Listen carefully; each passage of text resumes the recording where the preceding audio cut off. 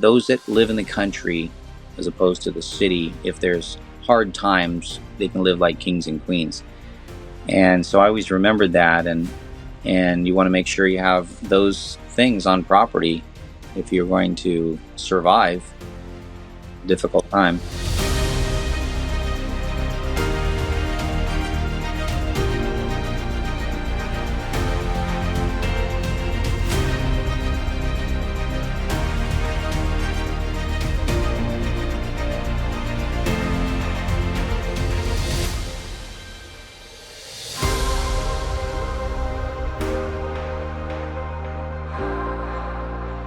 There was a farmer, I should say, a gardener that stayed with us for a while, and he had four boys, and their mom had passed. So these little kids, they were pretty young. I think it was Chris and David were maybe 7 and 9 or something like that, and they wanted to go on this adventure with me. Near Yolabola is the Trinity Alps. So we headed into the Trinity Alps, and this was, I'm trying to remember if it was fall or spring, but it was a time when there was still some snow and some potential rainstorms.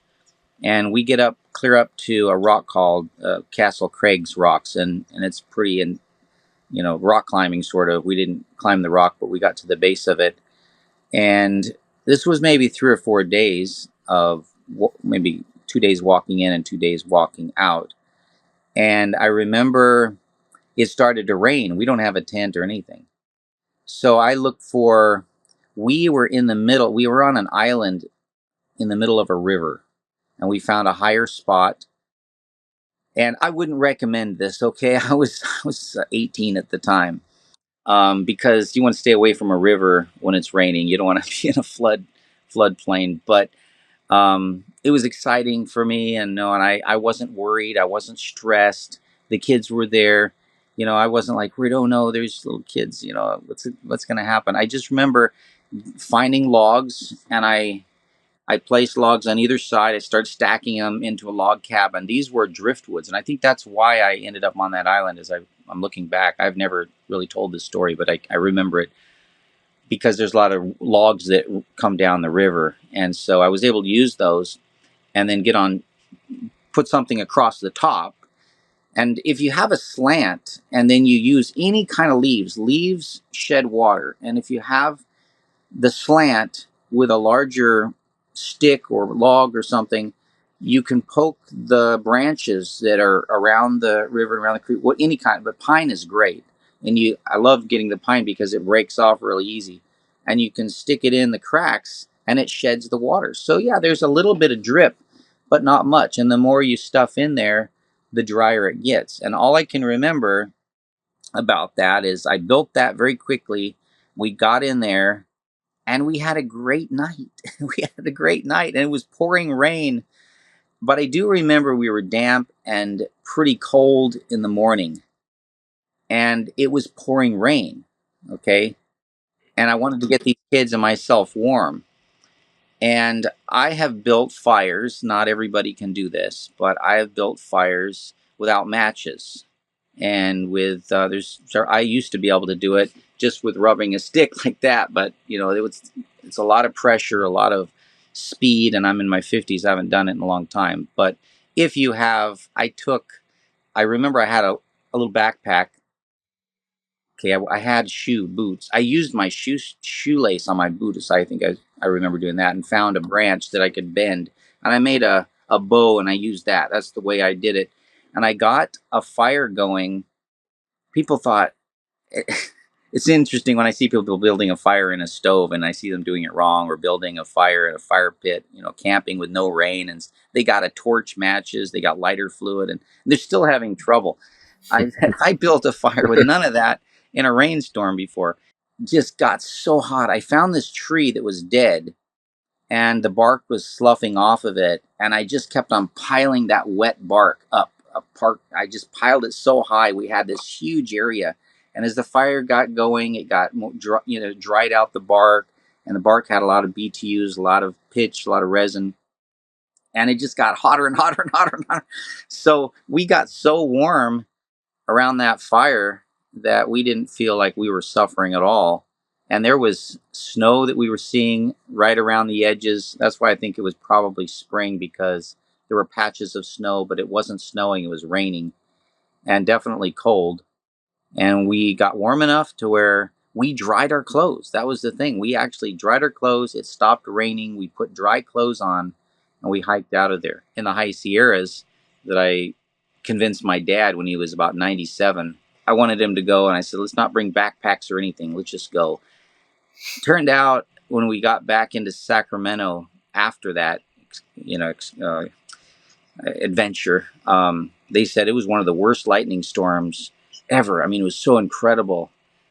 And I'm like, yeah, I was with my dad, and we were up in the high Sierras, I think at 8 or 9,000 feet, something like that, in that lightning storm without a tent or anything. And I found a little cleft in a rock. I found a place in a, not like a real cave, but it was definitely out of the rain. And we just climbed back in there, and I used a lot of pine branches to make a soft bed.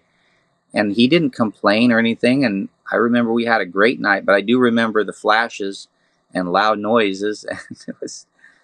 And it was in the cold part of the year. That morning I was freezing, but I got in down to my underwear, and I jumped in a lake that was nearby that had big icebergs floating. And when you get in an ice lake and you do it quickly and you get out, you're gonna force your body into a survival mode. The body thinks you're in a crisis, which you are, but you're in control of it. So you get out of the lake, and then immediately your thyroid, it's like turning up the temperature in your house, for your furnace. You're gonna start.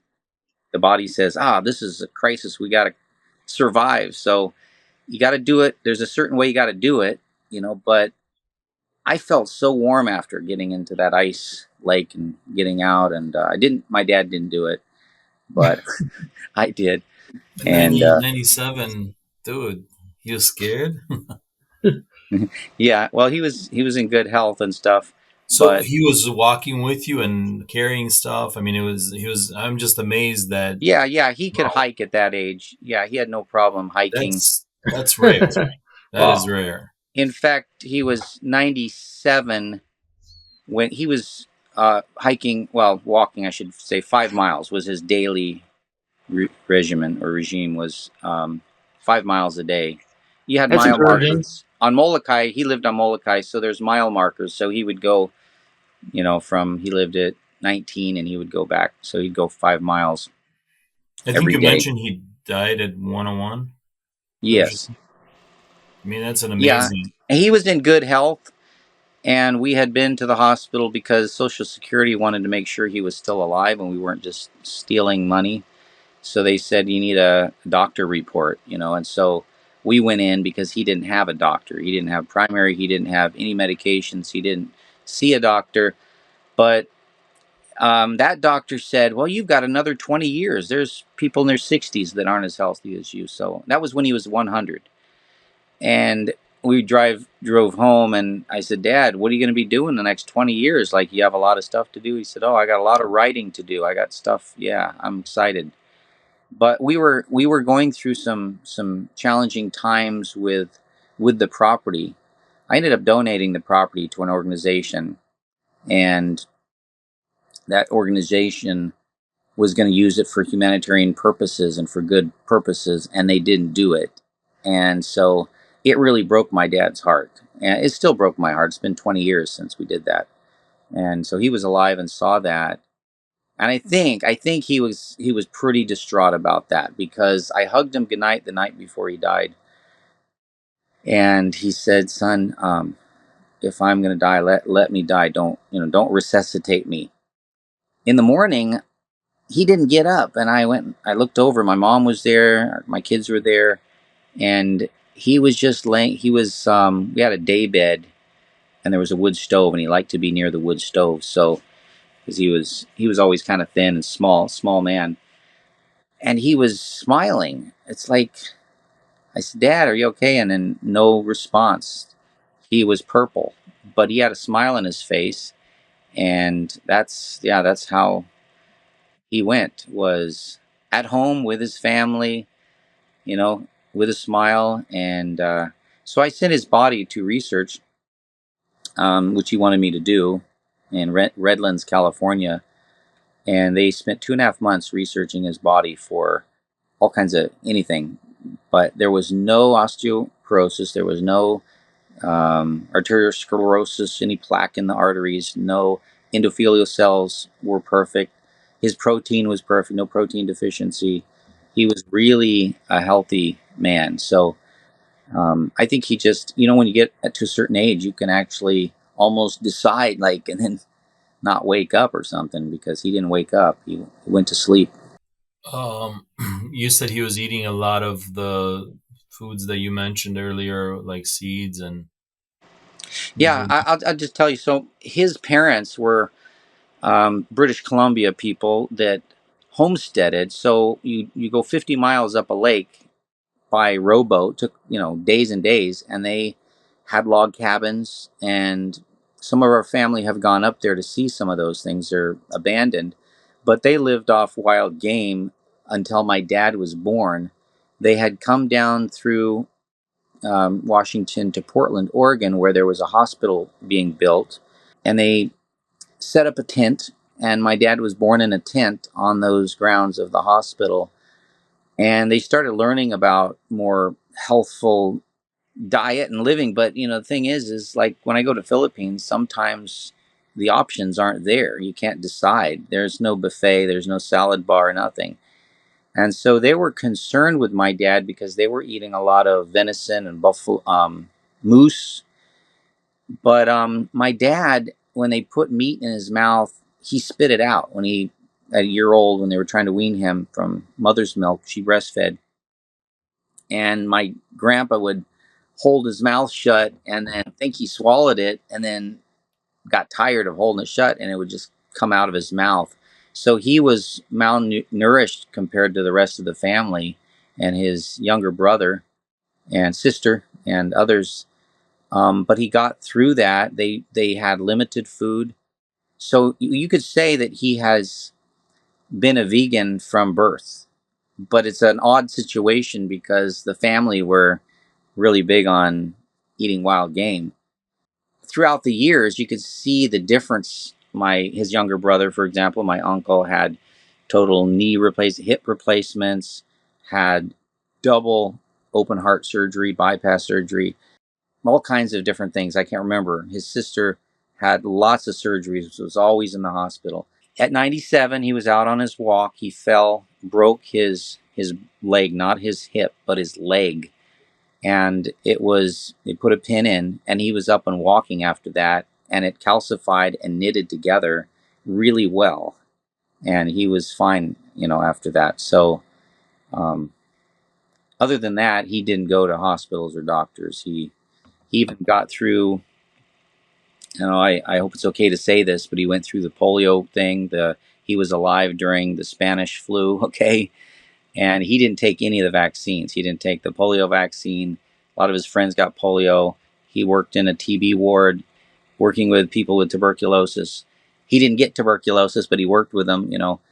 He was a pre-med student. He should have gotten a lot of things. He did get typhoid fever once, and he survived that. If you know what that is, that's a lot of times a fatal, especially back then. He always said those that live in the country, as opposed to the city, if there's hard times, they can live like kings and queens. And so I always remembered that. And based on experience, but also the way I was raised, you got to have water. And I'm not talking about a well. People buy land and they dig a well. I mean, or they buy property with a well. The water is far down. You got to figure out how to get it up. And you got to have electricity sometimes. I mean, it's nice to have electricity, not a rope with a big long bucket or something, and it gets dirt in it, pulling it up. But if you can find a spring or maybe an artesian well, something where the water comes up, or like in Hawaii, we have rain catchment. We're in an area where there's plenty of rain. We have plenty of water. But a spring, a creek, some source of water is super, super important for survival. Filters are great, but it's nice if you can just drink it right out of the ground, because the ground has the ability to filter it as well.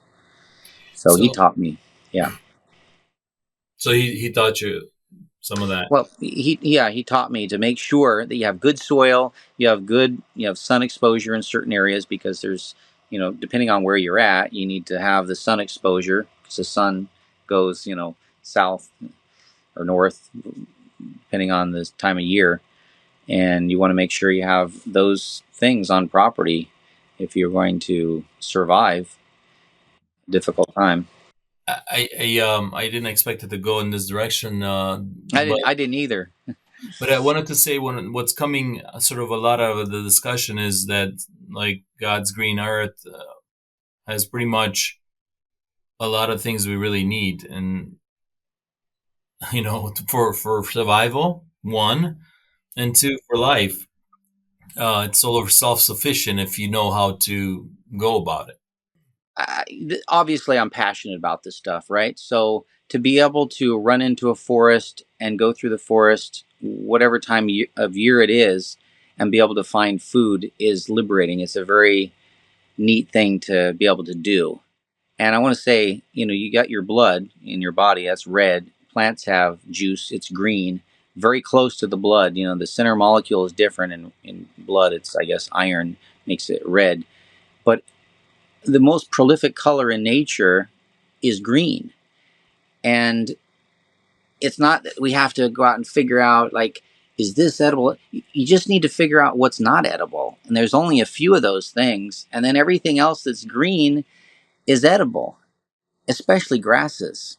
Um, so I go out and I eat these things and I make salads, and of course, if you look at our ancestors and like Native Americans, I'm part Cherokee Indian, acorns was a really big part of their diet. Like rice is a part of the Filipino diet. There's so many oak trees across the United States. There's plenty of food to survive if you just know how to process acorns and get out the tannins. If you have a creek or something and you can leach it, but they typically would pound it and make a flour, make pancakes, make a basket that they could dump water through and rinse out the tannins. But tannins are not like deadly poison, it's just bitter, and you don't want to get too much tannic acid in your body. What are tannins? Tannins is it's a chemical that's in plants that protects it from the bugs eating it. It's in oak leaves, it's in the acorns, And you can and like see that, or huh, you can leach it out, you can rinse it out. I see. It's the same thing that's in olives. With olives, if you cure olives, and I'm in olive country right now, they put lye, and lye, you put an acid with a base, it changes the chemicals, so there's no longer an acid. So, but in natural worlds, it's kind of Interesting. hard to find lye. You could put acorns in a bucket and put some lye, and then they're going to end up being like an almond, turn like a nut. So it's gets rid of. You got to soak it a while, but I like to do it the Native American way and just make the flour and leach it out. I make dressings out of acorns and put on the greens, and that's always delicious. Some people that I've given that to remind me, oh, that was the best dressing I ever had, and I'm like, it was just acorns from the backyard. That's all it was. So I know, David, you had one question, real quick, No, or I a question. remember you told me about the pine. You could get actual pine, and it has some nutrition. And I've read about this. I've never done it myself, but you could also in the trees you could like put a spout and get some syrup or water. There's a lot of things that you could do with Yeah. trees that people have no idea. They're just looking at them like, oh, these are just trees. So Let me add to that real quick before Steve you jump in, because I think there's a story that connects really well. I don't know if you guys are familiar. There's a channel that I follow with my son. It's called Outdoor Boys. He has I the don't think gentleman. Have you heard of him? I haven't. No. No, check You him know, out. it's kind of interesting. I'm a nature boy. I'm a musician, but I don't get my inspiration from other people that do that much. It's just the way I've lived my whole life. You can see behind me here, I got my keyboard and I play music and stuff, but it's kind of like it comes through my own experiences and stuff. So I don't know, and I don't watch a lot of TV, and I don't look at a lot of social media. I don't scroll. I like to input stuff so people can learn, and I'm not against learning from other people. That's not what I'm trying to say. It's just throughout my life, I I didn't know who Michael Jackson was growing up, or Elvis Presley, or I was really sheltered. I lived in the forest. I was homeschooled, and my parents didn't really know, I think, how much I like the forest and living off of the land. When I go through the forest, I see the pine, talking about pine trees, the bark looks like little crackers, and I pulled them off and ended up eating those and chewing on them, just because I like the flavor and the feel in my mouth. And I remember I was over at my friend's house after I had this little accident. And he gave me some pine bark. I saw a bottle that said pine bark extract, and of course, I always take my things out of the capsules. I don't swallow I take it out and I put it in my mouth, and I'm like, wow, this is. It reminded me. I mean, it was obviously pine bark powder, basically. So that product became popular, and they started a product called Pycnogenol because of the proanthocyanidin found in the pine bark. And there was a ship that they kept in their logbooks. Nobody got scurvy. Nobody got sick.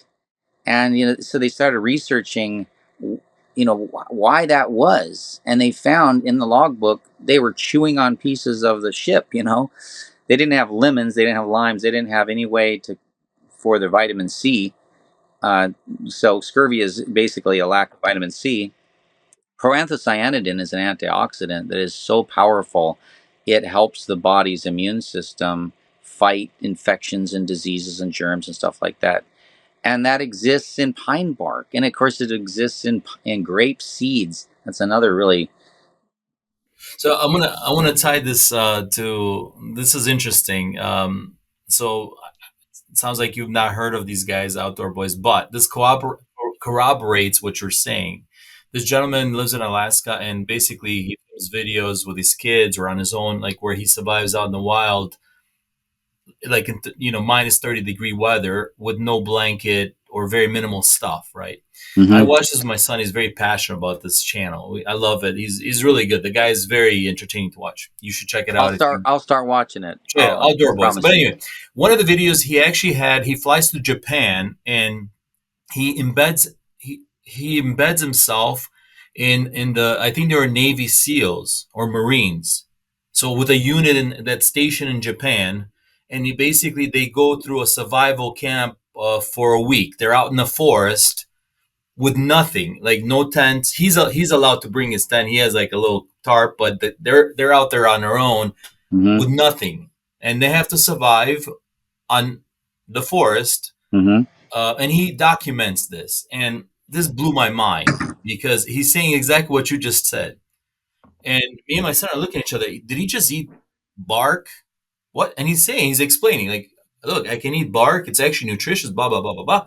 And then he's like, oh, look, there's a bug. I don't know what bug. And he picks that up, and they're like fighting for, like, who's going to eat it first, I'm like, yeah. He's like, this is actually very nutritious. Then they find, and this blew my mind, and they find a venomous snake. I want to say, I don't remember what it was, and it's in Japan, but they're like fighting who can grab it first and like fry it up. And I'm like, what? It's venomous. He's like, it's venomous. If you know how to eat it, it's actually very nutritious. Mm-hmm. The point is, it actually corroborates a lot of the stuff you're saying, because they're like living off of grass, off of pine needles. And he's explaining how this is how they're going to survive over the next week. You should connect with this guy, because I think you guys would have an amazing chat. Yeah. I don't know where he gets his information, but the SEALs, they're commenting how they could sleep out and starts raining, and I guess they got some kind of training where it almost didn't bother them.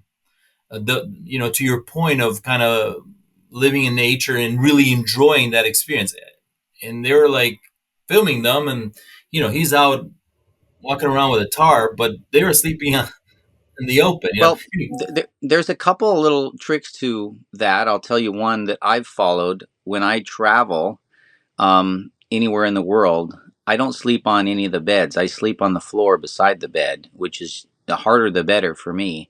So wherever I go, I don't have to worry about back pains or beds being different and I met one other older man who did the same thing. He came to visit me, and I saw him sleeping on the floor beside the bed. And I was like, why are you're doing that too?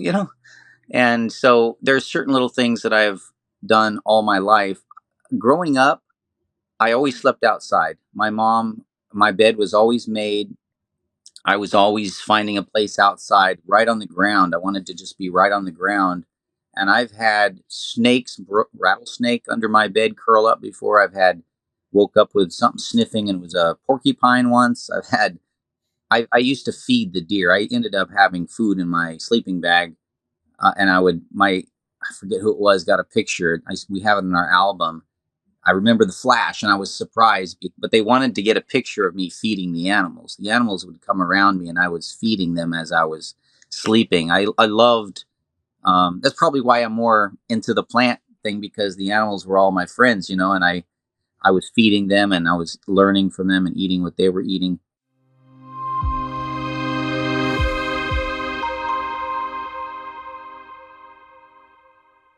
That's all the time we have for today on A Life Prepped. However, remember, whether you're a seasoned prepper or just getting started, Life Prepped is here to help you be prepared for anything in any emergency. For more tips, tricks, and expert advice, head on over to our website at lifeprep.com. Also, please don't forget to subscribe to our social media channels. We'd really love to hear your thoughts on today's episode. Also, join the conversation or continue the conversation using the hashtag LifePrepped. Till next time, have a great day.